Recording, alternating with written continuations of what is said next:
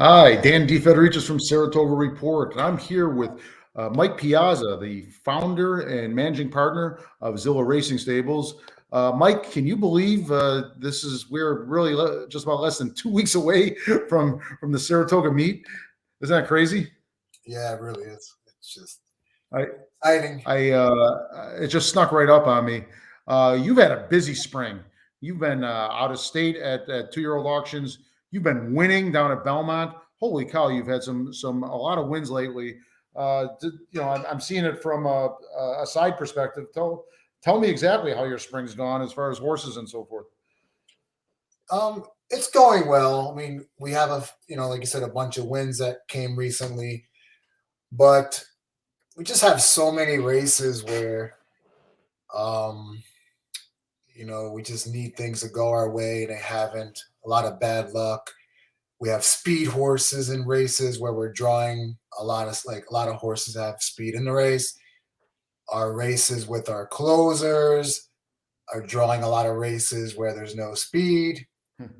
Um, Turf horses are drawing outside post. So we had a lot of that kind of But you work. still, I got to interrupt you, but you still were crushing it for a few weeks there.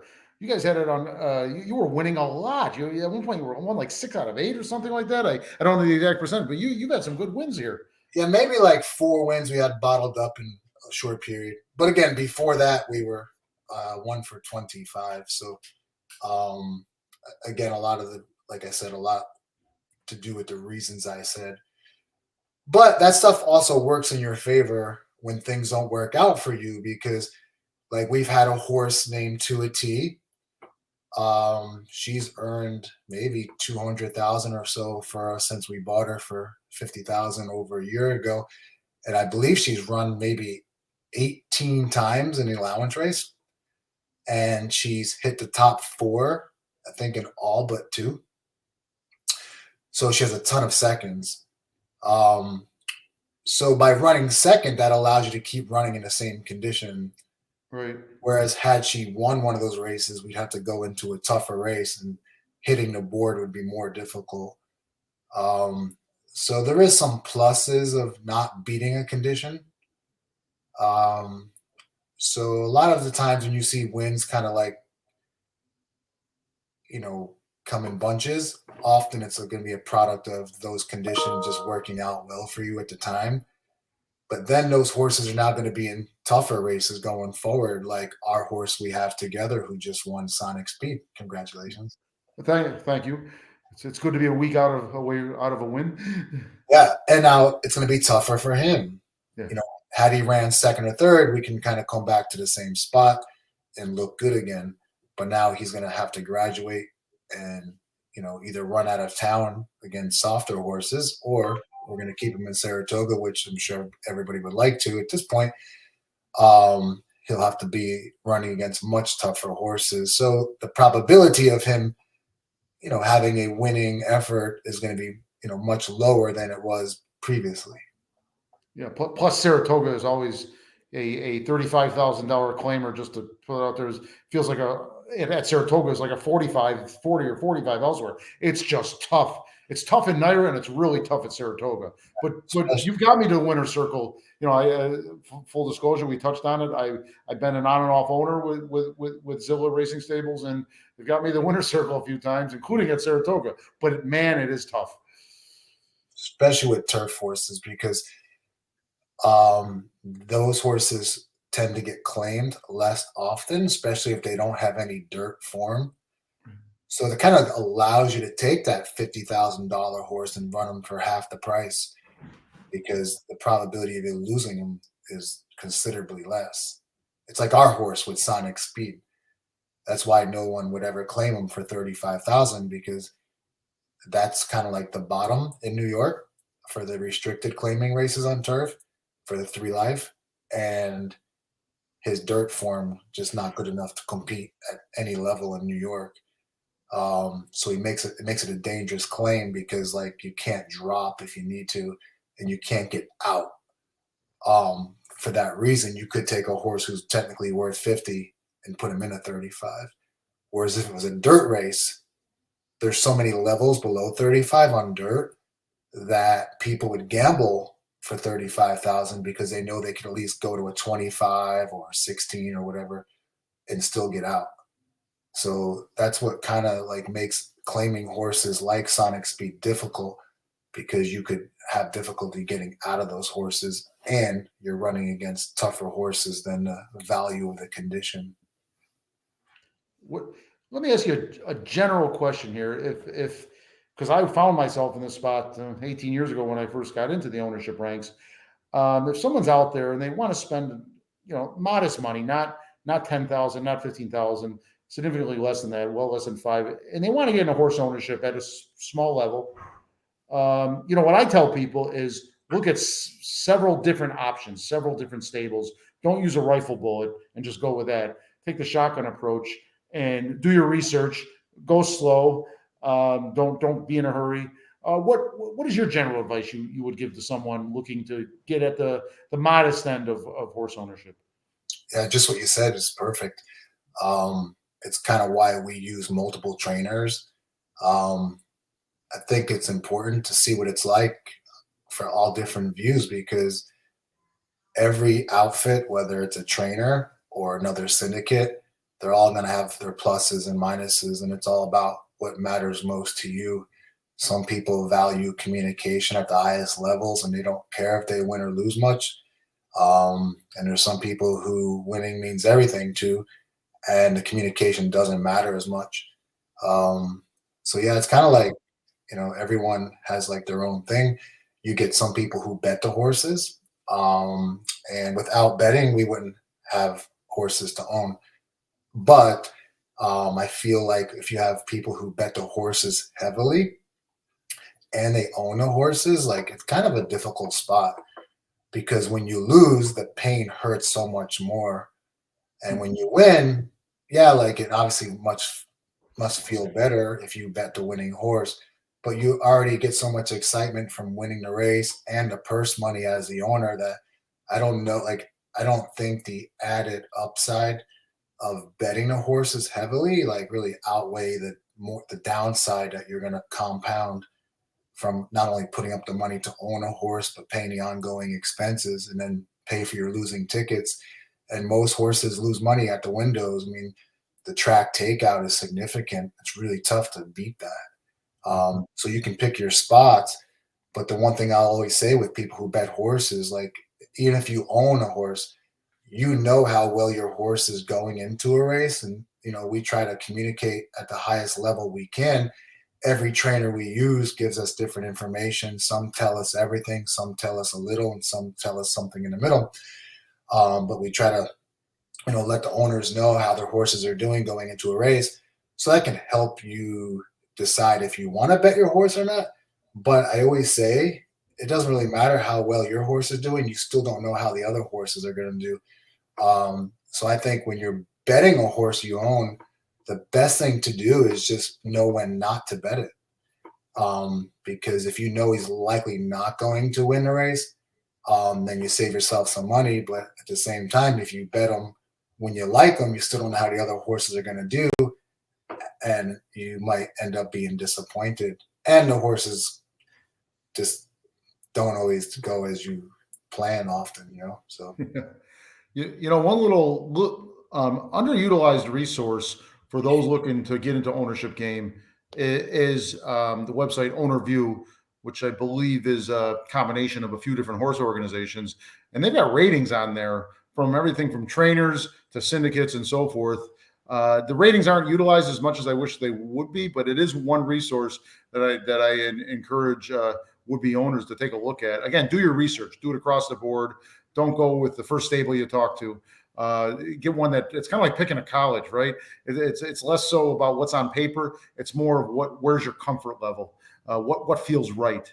And that's I've had some that I have gone that way in ownership and was satisfied, and some where I didn't, and inevitably was dissatisfied. You could also email Mike if you have any questions, just generically. Mike, if you recall the way we met, you helped me out of a situation a few years back. You gave me really good advice. You're knowledgeable about this industry, so I appreciate your knowledge. And folks, that's how to get a hold of Mike. Mike at ZillaRacingStables.com. Mike, just talk real quick about the upcoming meet, both for Zilla and generally speaking. First of all, what do you think? Are we going to have the Belmont here in Saratoga in 2025? I haven't give that much thought. The funny thing is I'm so tuned into, the level that we often run at, the claiming races and allowances and maidens and things like that, that I actually really don't follow much of the big stage races. I could probably give you a lot of information on the majority of every horse that runs at NYRA that's at the level that we often run. I have to track those horses, how they're doing, try to anticipate what horses are going to show up in what races we enter our horses. So you can only put so much time into it. Like when the Kentucky Derby is going on, people ask me, hey, who do you like for the Derby? And they think because I'm in this business, for a living, that I would have all the answers. And I'll often say, I don't even know who's in a Derby. And I mean that to the point where I don't follow it as a fan anymore, because it's just a full blown business that it takes away the time I have to enjoy racing, from a fan perspective. But I think it'd be great. I'd love to see it here in a way, because I never understood. I'm sure there's reasons why, but I just felt like there's so much more upside with extending racing up here. Anything we can do to add more would be great. And it helps I live up this way, obviously. But what about you? What do you think? Well, I posted on my website. I had an opinion column, and I said, okay, if Belmont is in such a mess that they can't have the Belmont Stakes there in June of 2025, where else are you going to have the Belmont Stakes? You're not going to go to Aqueduct. Please don't go to Aqueduct. Please don't tell me we should go to Aqueduct. I know Aqueduct has a lot of storied history, but I've been there. You have it in Saratoga, right? That's where you have the spa, the beautiful Saratoga racecourse. Bar none. There's no two sides of the story. Saratoga, for sure. That's my viewpoint. Well, speaking of Saratoga here, what trainers are you currently using going into the meet, and what is how would you like to see your Saratoga meet go? What are your plans for the meet this year? Yeah, I mean, we're kind of open to using every trainer we have, and trainers that we have used in the past. It's kind of from a claiming perspective, we try to match up particular claimers with typical trainers that we think fit those horses, whether they're turf, routers, and also the price point. When you use a younger trainer who maybe might not have the credentials as one of the top guys, owners tend to shy away from claiming something too expensive. But that also puts that trainer in a tough spot as well, because if you're claiming the bottom, you just don't have a lot of places to go below that to really get out. And when it take our horse Sonic Speed, he's such a great example to use, so you can see where these challenges come from. But when we ran him for that 3 Life 35 that he just won, let's say he ran a poor race and ran 6, beaten by 8 lengths or whatever, and it was obvious that he just kind of regressed a bit. There was nowhere to really go here in New York. There's no level we could drop. I think he went off maybe 7-1 or so when he won. Yeah, 7 or 8-1, yeah. So that was, if he had ran a poor race, we come back to that same race, we're going to be 15-20-1. So, and there's nowhere in New York that we could go lower. If we said, hey, you know what, let's just jam him, let's put him in where he's going to win. You couldn't do that here in New York. There's no spot. The 3 Life 35 is the lowest. So therefore you'd have to ship out of town. So when you claim these cheaper horses, they kind of look more attractive because you're thinking, well, I could lose less money because I'm not putting up as much to claim the horse. But when you claim near the bottom, you just hit these points where you can't drop. and now you're stuck and you can't Mm. get out of the horse, or you can't put him in a race where he'll be, the horse to beat.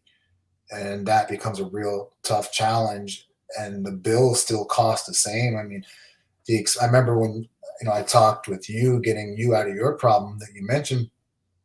I mentioned how expensive your bills were, and now because the expenses for everything have went up, like it's like almost $5,000 a month now for a horse. Like on average, that's nuts. Like to me, to think like if you owned one horse yourself, it's going to cost you $60,000 a year for its upkeep. I mean, I graduated from Siena College. Like as an accountant, I made 47,000 my first year, and I thought I was like doing pretty well.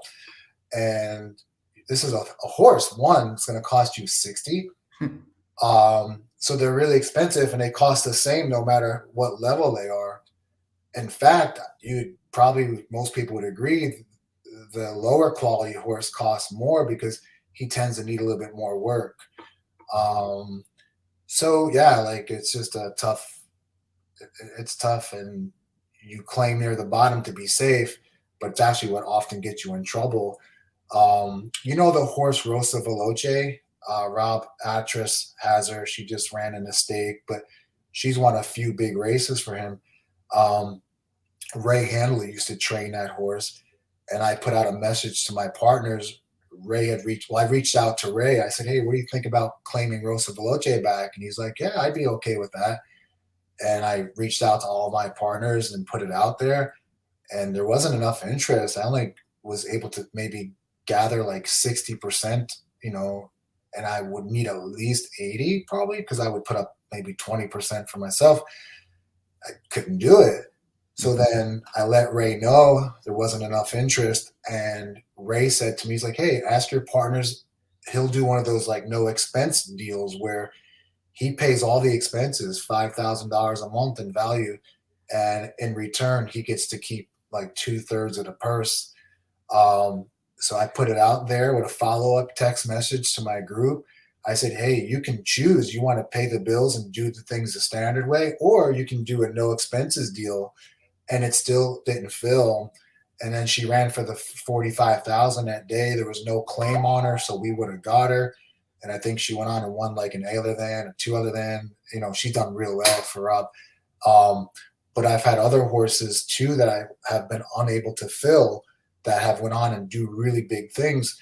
Admonson was one recently, and there's a few, and it's always a more expensive horse.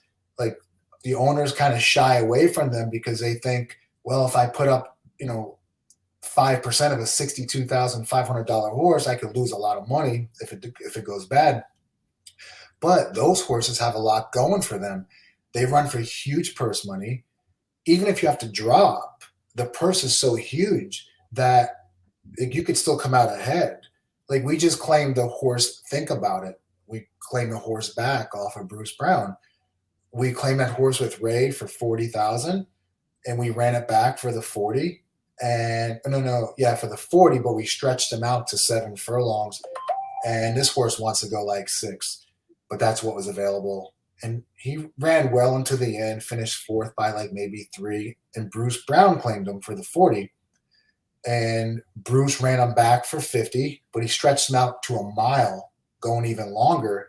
And I said to Ray and my guys, I said, I thought 7 was too long. It was pretty obvious in his race, but Bruce tried him at a mile. So that made him look worse than he was. And then he threw him on a turf for 40 like 2 weeks ago. And I told my guys, I said, listen, we claim this horse back for 40. There won't be a shake on him. No one's going to go in for 40. And we're going to be guaranteed to have the horse. And even if he runs poorly, you could take a horse you claim for 40,000, drop him for 25, and the purse is like $60,000, maybe even more at the Saratoga. You win the race, like you still come out ahead, and that's dropping from 40 to 25. So like these more expensive horses, they have the ability to, if they run at the level you claim them at, the purses are huge. And if you have to drop, the purses are still huge because they're still running at a high enough level that you don't really get hurt. But more people would rather claim the cheaper horses, but they're the ones who actually get you in trouble.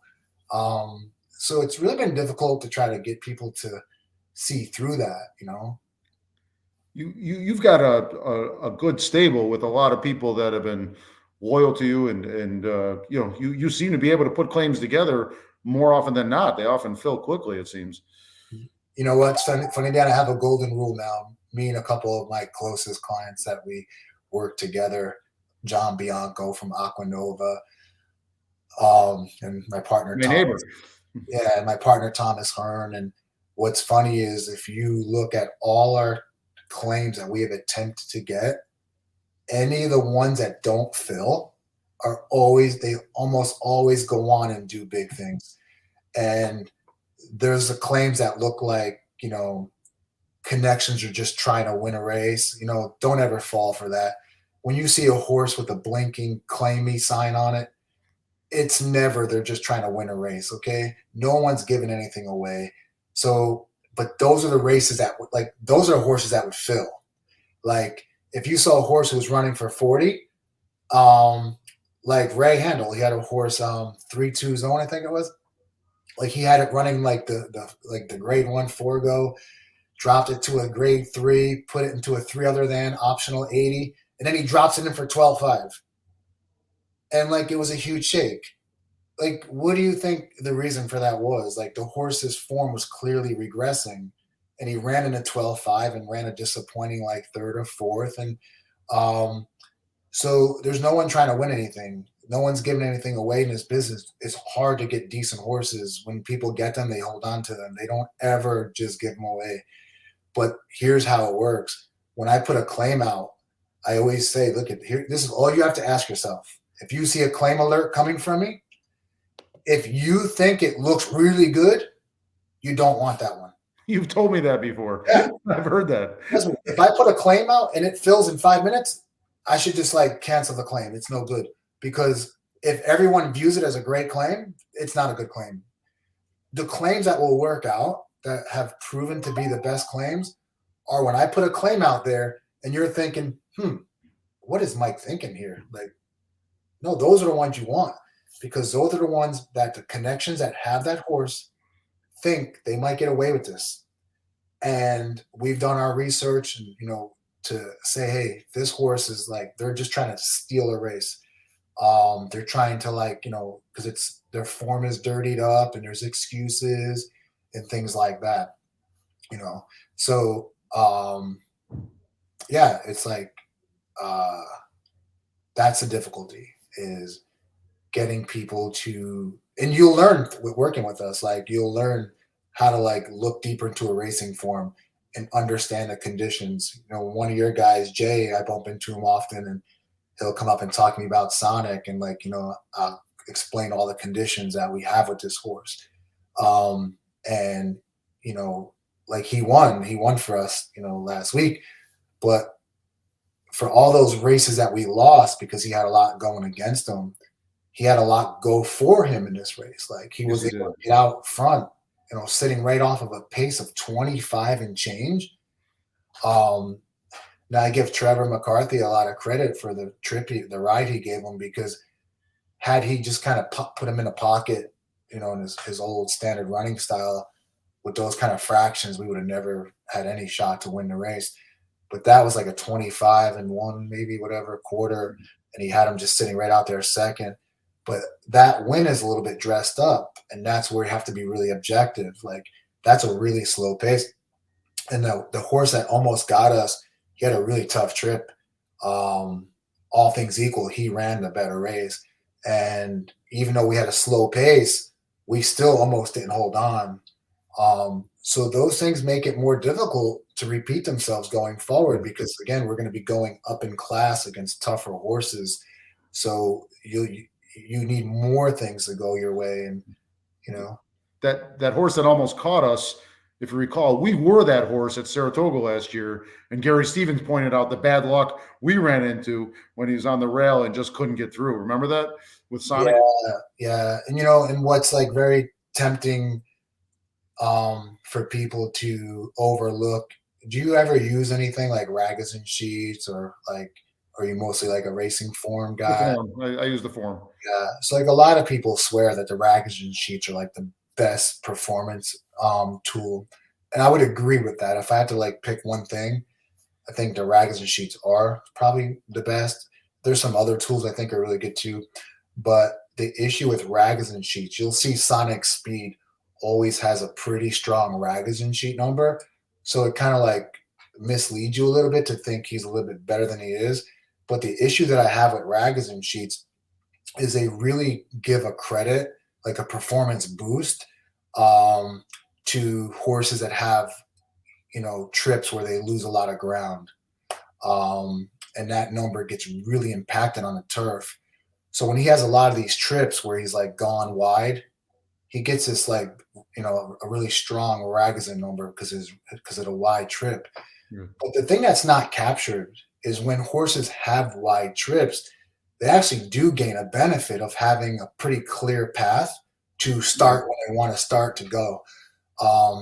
Whereas like when you're bottled down inside, you'll get the ground saving trip, but you may never get out in time. So all things equal, I prefer to take a turf horse, put him down on the inside, and hope you get out. Because when you take the outside trips in turf racing, you end up with a clear path. Your horse runs this huge effort, but he never wins the race because in turf racing, you just can't overcome ground loss. You have to be so much the best. So he ends up with this big number, but it's not going to always translate because now when he actually gets a trip where he's not having ground loss, he's going to have other things, other variables to overcome. So yeah, it's like when you study racing, you can't just look at numbers. You can't look at rag sheet numbers. They don't factor in pace. They kind of knock horses on the front end. You can't look at pace figures because they don't account for ground loss. And end of the day, it's all about class. If there's one thing that really kind of like separates the deck, it's class. And I think from owning horses, if you really get involved, especially with outfits like us, I think you really start to learn these conditions inside out. And I think it helps you owning horses.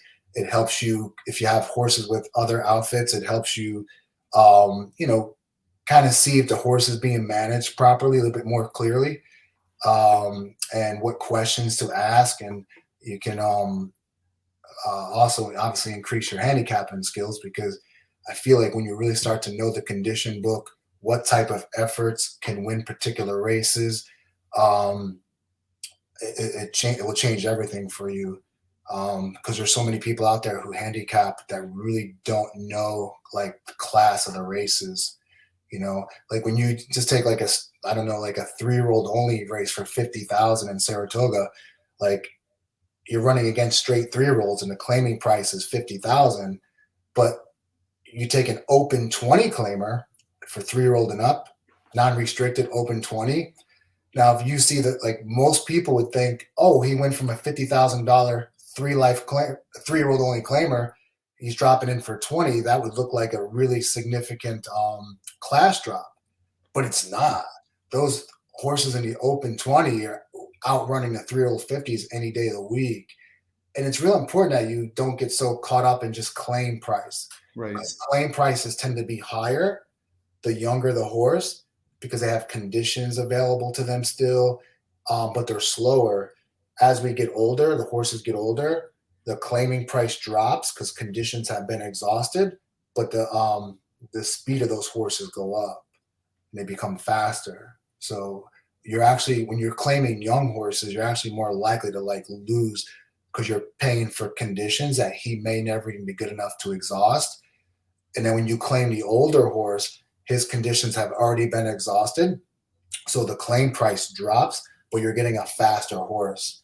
So it's like real important to understand how all those things come together and how we get from point A to point B in that development part of the horse. I shied away from some 7-year-olds you were claiming, and then Yeah. I followed those horses afterwards and understood that turned out to be pretty good claim. Yeah. Because if I put out a claim for the young horse, it will fill in a heartbeat because everybody chases the upside. But like I said, you're like if you were to claim like a New York bred 2-year-old claiming horse, like a maiden, claimer for 2-year-olds, you're getting a very slow horse and you're paying like 40, 50,000 for. Now, could it develop? Absolutely. Like Linda Rice claimed a horse named Betsy Blue maybe like 2 years back. I think she claimed that horse out of like a maybe New York bred maiden 25 as like a young 3-year-old or late 2-year-old maybe.